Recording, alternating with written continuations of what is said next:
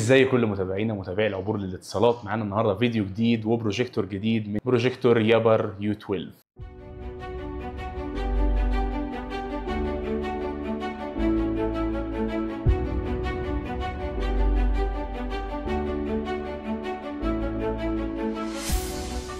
ده مش بروجيكتور عادي، ده زي ما احنا شايفين ده سينما منزليه مصغره، يعني زي ما انت شايف بستاند بقاعده رايحه جايه كده. تقدر تعتبره السينما المنزليه بتاعتك، لانك مهما جبت شاشات مش هتوصل لحجم 150 بوصه، دي حاجه مستحيله، ولو موجوده فهتلاقيها باضعاف اضعاف سعر البروجيكتور ده.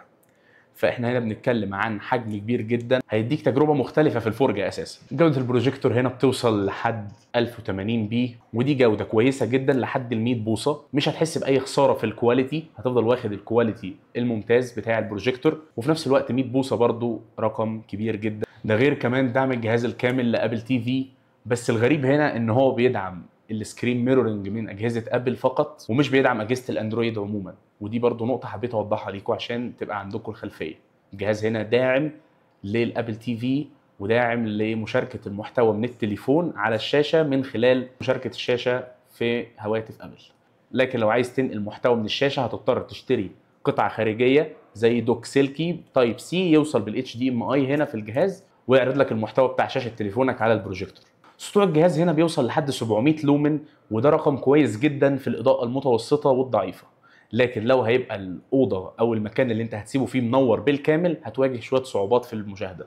لكن في الاضاءه المتوسطه هتاخد جوده كويسه جدا. وحجم الصوره هنا زي ما قلنا بيبدا من 40 بوصه وبيوصل لحد 150 بوصه، وعلى حسب حجم الغرفه هيديك حجم الشاشه المطلوب.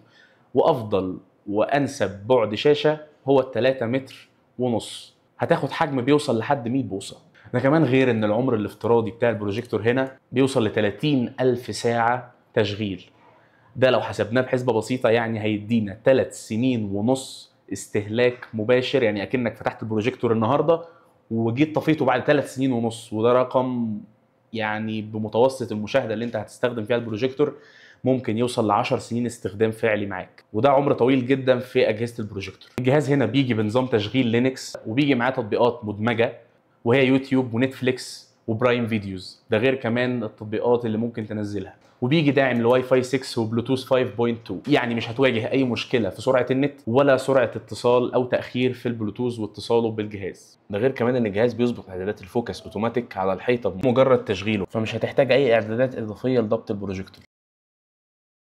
ونظام الصوتيات في الجهاز ده خيالي حرفيا، اقل ما يقال عليه. الجهاز هنا شغال بسماعتين بتقنية دولبي اتموس، هتاخد صوت محيطي خرافي اكنك فعلا جوه سينما. الصوتيات هنا بتنقل التجربة في حتة تانية خالص. وبيجي هنا الجهاز ب6 مخارج، 2 يو اس بي و2 اتش دي ام اي، ومخرج ايثرنت عشان لو عايز نت ثابت، وكمان مخرج 3.5 مللي عشان لو احتجت توصل سماعة خارجية. مع اني اشوف ان هنا سيستم الصوتيات اللي موجود مع البروجيكتور كافي ووافي جدا، وهيديك ازيد من احتياجك في الصوتيات. وبس كده، الخلاصه ان الجهاز ده مميز، هيديك تجربه ما خدتهاش قبل كده من شاشات، هيديك جو ما عشتوش قبل كده، خصوصا لو انت عندك غرفه عايز تعملها سينما، فده هيبقى جهازك اللي انت بتدور عليه. والخيار في الاول وفي الاخر يرجع لك، واسيبكم مع تجربه حيه للبروجيكتور.